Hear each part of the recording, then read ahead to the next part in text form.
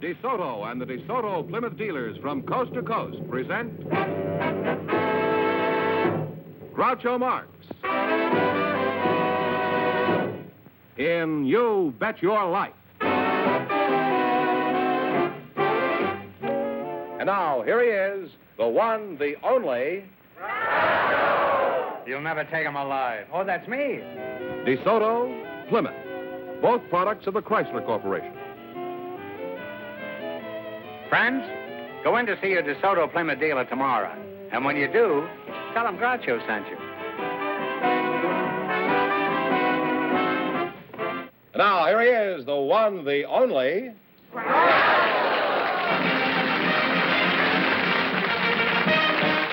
Well, here I'm again with a chance for each of our couples to win up to $10,000. And if any of them say the secret word, they can take home an extra $100. And this is the word right here. Groucho, Celador Crockett and Charles Snow are on deck, so folks, would you come in, please, and meet Groucho Marx. Welcome to You Bet Your Life. Say the secret word and divide an extra $100. It's a common word, something you see every day. Celador Crockett and Charles Snow. What kind of a name is Celador?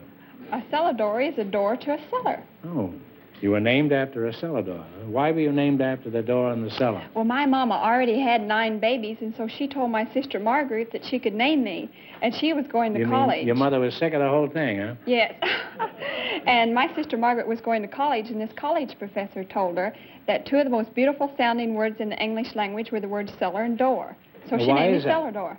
Suppose you'd have turned out to be a boy. Would your name have been Addictor? My sister was going to name me Rat Trap. Why? Were you a little mouse at the time? Well, this same professor told her that the 2 most dramatic words in the English language were the words rat and trap, so praise be I was born a girl. Yes. Makes me happy, too. Huh? Your name is Charlie Snow, huh? Charles Snow. How tall are you, Charlie? 5'2". It's the first time we've ever had 5 feet of snow in L.A.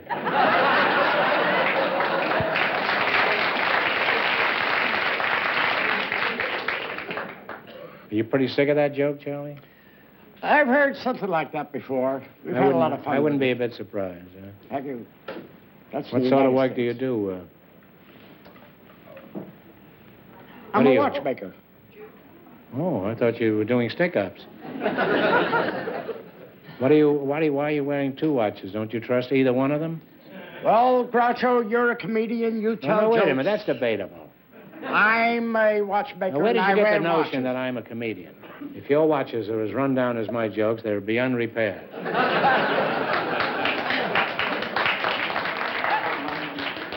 I didn't see any necessity for applause at that moment. Don't you feel rather silly wearing 2 watches, Charlie? 2? I wear more than 2. I have quite a few here. There's your cuffling watch and your chronograph and your ring watch. What's that, my chronograph? Chronograph, it's a stopwatch. A stopwatch? Stopwatch. Then I have the alarm watch. Why do you have a stopwatch? If it stopped, well, how do you know what time it is? This is your alarm watch. Oh, boy, he's really gone, this fellow. Then the cuffling watch. What is this? The Pell watch. The Pell watch, huh? And this? That's a tie clasp watch.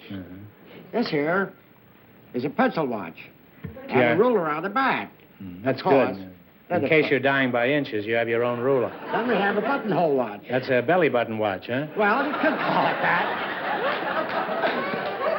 You have a watch repair shop, Charlie? Yes, sir, in good old Long Beach, California. It's Snow's Clock Laboratory, Watch and Clock Laboratory. And we're at 1639 East Anaheim Street. Well, I doubt very much if anybody here is going down to Long Beach to get a watch broken. Now, do you have any other unusual watches on you? I do, Groucho. I have a few more in my pockets. I'll give you a fast flash on them. This is my cigarette lighter watch. You must weigh fully dressed around 300 pounds. My money clip watch. This is my pocket knife watch. Yeah. How is it you haven't got Big Ben on? Oh, I've got a couple of Big Bens. You have? Yes, sir. This one Where I are made. they, About 35 years ago at Bridgeport, Connecticut. That's very nice, too. Now, Charlie, I'd say that you have more ticks on you than a 2-bit flop house.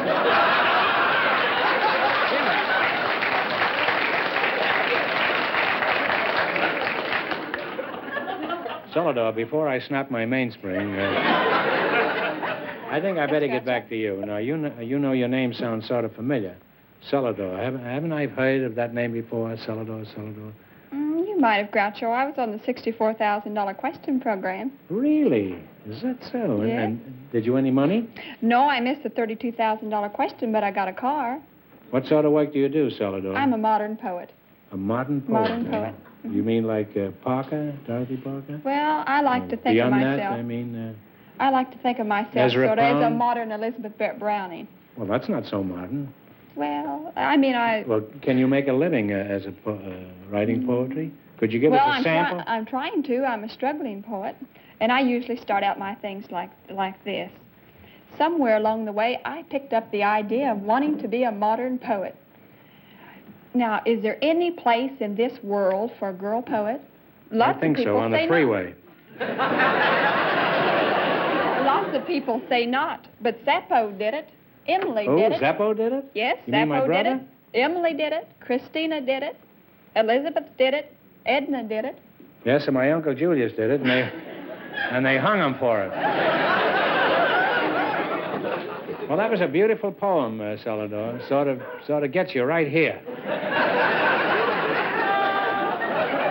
Was that a quatrain? I haven't finished yet, Groucho. You haven't? No. You have as far as I'm concerned. I'm a Southern girl. The trouble with me is I've Now, had is too this many... part of the poem, Yes. or are we back in conversation? No, this is part of the poem. It's very difficult to distinguish between your ordinary conversation and the poem. Well, that's because it's so near to my heart, so Uh-huh. near and dear to my Well, heart. go ahead. Keep it clean. Of course, I'm not very experienced. It isn't that I haven't had a rich, full life. I have known a few pains and a few joys, but there is so much that I haven't experienced. Why, I've never been struck by lightning nor shook by an earthquake. And I've never even been kissed by anyone over 40. That's a challenge if I ever heard one. The trouble with me, Groucho, is that I'm a Southern girl. I've had too many chaperones in my life. But this world is filled with 1,000 exciting stimuli. And yet so much has not come my way. I am not very experienced. No, you will be before the night's over. I hate to put an end to this conversation, but the time flies. Now we're going to play You Bet Your Life. These are names of well-known animals. The letters are all scrambled, and I want you to take a look, unscramble the letters, and then tell me the right name for the animal. Get 4 right in a row, and you win $1,000. Miss 2 in a row, and you're out. All right, George, let's have the first one. Here it is. This is an animal. Now, you have to unscramble it. You know, it's like those... Chipmunk. I'm all right. How are you? You now have one right.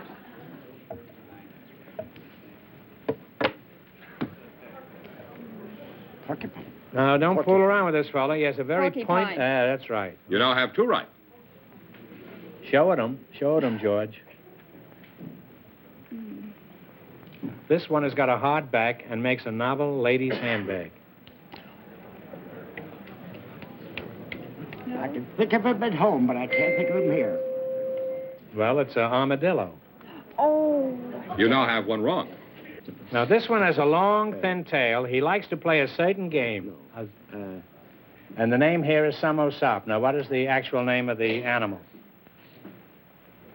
You know, Possum. That's right. Now you have 1 right. Now, show him the thing. Here it is. This is a wild ass pup. The only place where you'll find this animal outside of a few zoos is in Australia. Is that a kangaroo? Kangaroo? No. Well, it's too late. It's a platypus. You now have 1 wrong. All right, now this word's here, this is heap lint.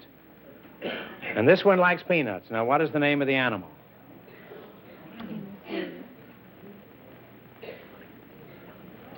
This one Elephant. likes peanuts. What? Elephant. Elephant is right. You now have 1 right. Now, this sign says, a moth soup pip. This one sometimes is called a river horse. In fact, that's what his name means in English. But I guess it's the Latin name. Well, it's hippopotamus. You now have one wrong. We just don't know animals. Now, the name of this says red bag. Now, this is a tough customer when he's cornered. What is it? B-A-G-D-E-R. This is a tough customer when he's cornered. Give up. The badger. Oh, the badger. And that's 2 in a row wrong. Well, I'm sorry, Miss Tunero, so you're all through. However, we don't want you to go away broke. So here's a chance to make 100. No help, please. This is tough.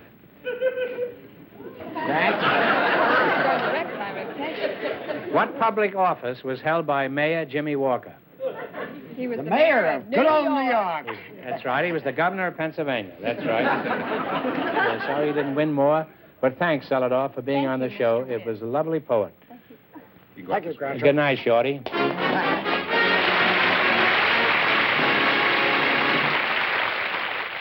Groucho, we have a couple of special guests waiting to speak to you. One is a friend of yours, Patricia Cutts, and her partner is a very popular football coach at Stanford University, Jack Curtice. So, folks, come in, please, and meet Groucho Marx. Well, welcome to You Bet Your Life. Say the secret word and divide an extra $100.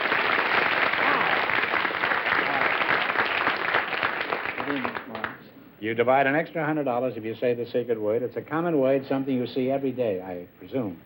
Now, Pat, I don't know you as well as I'd like to, or as I expect to, so you'll pardon me for asking you some personal questions. First of all, I know you're from London, Pat. Now, which part of you is from London? Which part of me? Yeah. Oh, well, I was born in London, and I was born in the sound of Bow Bells, which makes you a Cockney, you know, if you're born in the sound of Bow Bells. Does it? What are Bow Bells? Well, there's some bells in Bow. Do you remember where I first saw you? Yes, indeed I do. Where was it? Well, you saw me on television, and do you remember you wrote that very nice thing about me? You said that I was the best thing on television. That's true. Thank you. And I haven't changed my mind either. Pat, I'll get back to you as soon as I can, so don't go away. Okay. I want to talk to Mr. Curtis. That's you, Jack? Yeah, thank you, sir. Your football team at Stanford is considered one of the best known in America, and there's a lot I'd like to ask you about the fine job you did last fall. First of all, how did you do last year? Well, Mr. Marx sounds like there's some alumni in the audience, but we won 2 tough ones and lost a lot of close ones, 8 of them. You won 2 and lost 8? Yes, sir. Well, is there something else we can discuss here? There's no point in keeping this up. Well, what else can we talk about? We might talk about the past, but that's a sign of old age, I suppose. Not necessarily. I had a pretty good record prior to coming to Stanford. We At what? With the police? No, not necessarily, but while in Texas, we did lead the nation in the running game for 2 years, and at University of Utah, we led the nation in passing. Uh-huh. Did Stanford lead the nation last year? Yes, sir, we certainly did. We led the nation academically. All of the boys that came out for athletics are going to graduate, and I believe that's one of the finest records of any school that I know.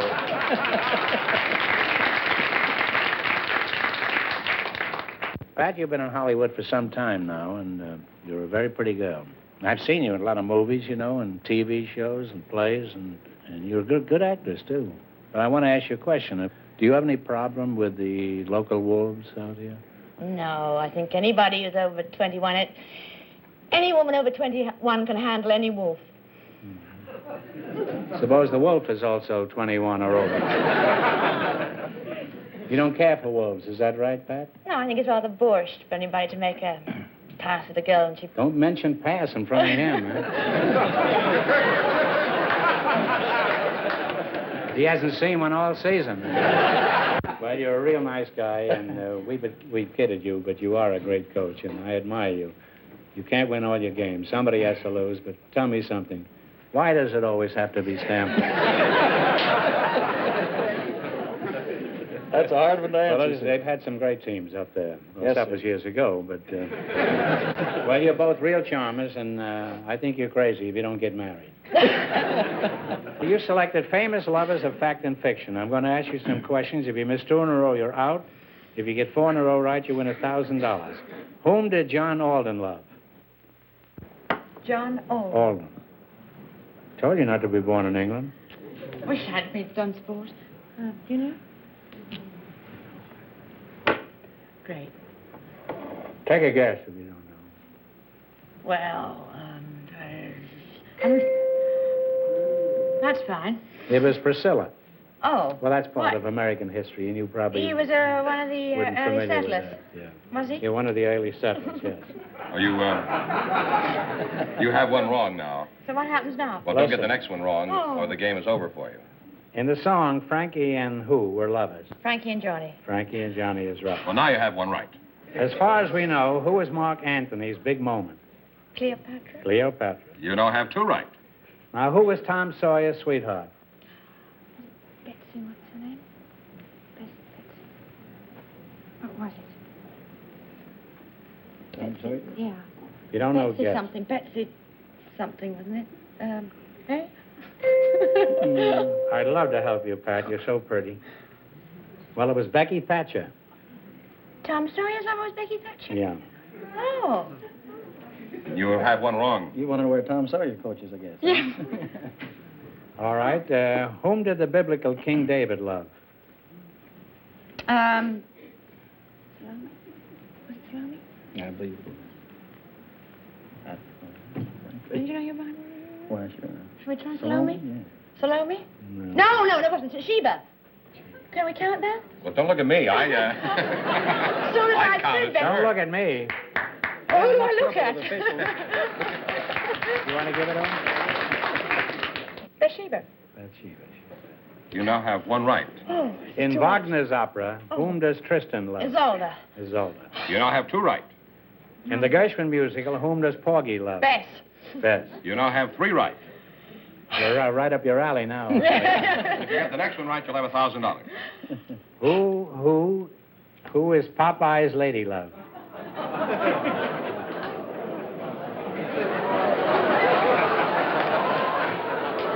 Oh, my Lord, I ought to know that one. Papa and, No, not ready yet. We're not ready, but the bell is ready. Huh? Holy mackerel. Violet? Well, it wasn't a bad You should have known that. You went to college. It's olive oil. olive oil, yes. Well, we're back to one wrong again. Whom did Elaine, the lily maid of Astolat, love? The what? Whom? Please don't make me repeat it. Huh? Whom did Elaine, the lily maid of Astolat, love? Oh, that was the Tennyson poem, wasn't it? Of course. Yeah. It was King Arthur. Wait a minute. Don't you know? Was it Lancelot? Lancelot is right. Oh. Now you're Well, thank you. You're back on the right track. You have one right now. It's almost my name there. Yes. Now, who was Ivanhoe's sweetheart? Oh, you know. One's beginning with Yeah, G. I know, but... Gilliam, no. Rowena. Rowena is right. Well, you now have two right. Who was the patient wife of Ulysses who waited many years for his return? Penelope. Penelope. You now have three right. Get the next one right, and you'll have your $1,000. Oh. How are you standing up, Coach? I'm doing real well, so we go for the one or the two. Helen of Troy was beloved by whom? Paris. She sang the last time. I saw Paris. Paris. Yes, You got that's four in a right. row, you win $1,000. And you realize... Good job, I would like to inject a serious note in all this fun. You would? Yes. You can... It's been deadly up to now. You can go out there and think about coming back for a try at $5,000 or $10,000. So I guess, Groucho, you can dismiss them now. You want us to think about You it? can go over and sit down and make up your mind, huh?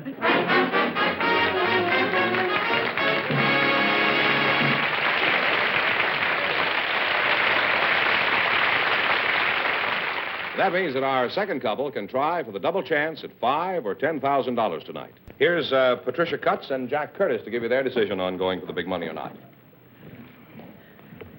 Well, have you decided to go ahead and take a stab at it? Oh, I think so, sir. You know, you've got to go for the victory. Uh-huh.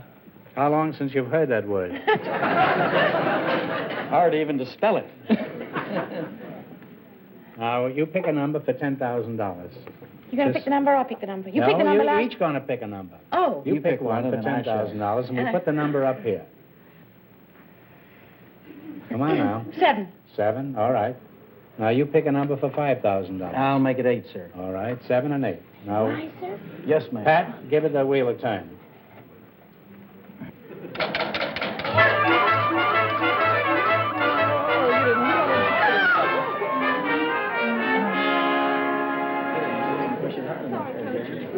Well, your numbers were 7 and 8, and it landed on 10, so this question is worth $2,000. Ready? Mount McKinley is the highest point on the North American continent. For $2,000, what is the highest point on the African continent? I know you've heard of this mountain.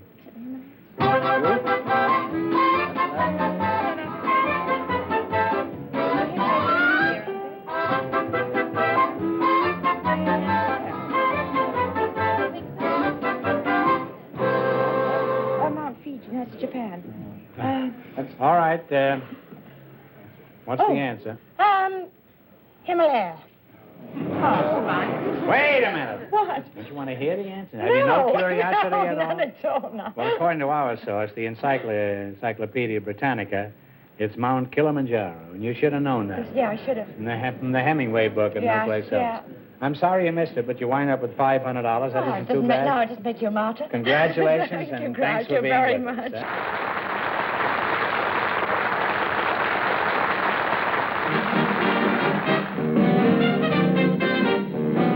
Remember, your DeSoto dealer sells 2 great cars. The outstanding 170 horsepower DeSoto Fire Dome V8 and the beautiful 54 Plymouth. America's best buy low-price car. DeSoto, Plymouth, both products of the Chrysler Corporation.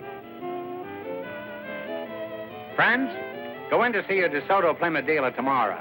And when you do, tell him Groucho sent you.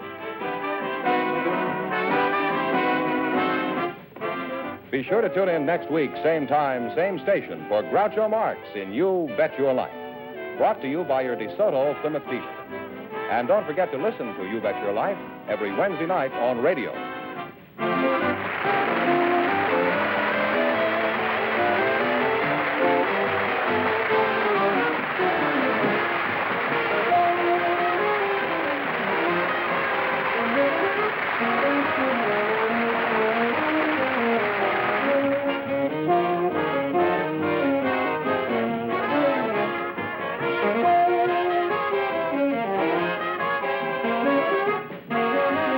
This is George Fenneman signing off with a reminder from the National Safety Council. September is Child Safety Month. So parents, teach them to cross at corners, obey signals, and look before crossing.